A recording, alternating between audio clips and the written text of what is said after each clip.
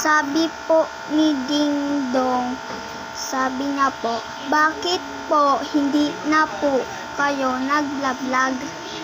Kasi po, hindi mo sa akin binibigay ang cellphone ni Bryce. Hindi po sa akin itong cellphone, nangingialam lang po. May cellphone na po ako. Gamit ko kay Papa. Ayun po, hindi ko na po ito nagagamit yung cellphone nila. Kaya hindi na po ako nag-vlog. Next time na lang mag-vlog na ulit po ako. Pag nandito naman sa akin yung cellphone, pinapahiram nila akong cellphone minsan. Ngayon, pinahiram nila ako. Tapos,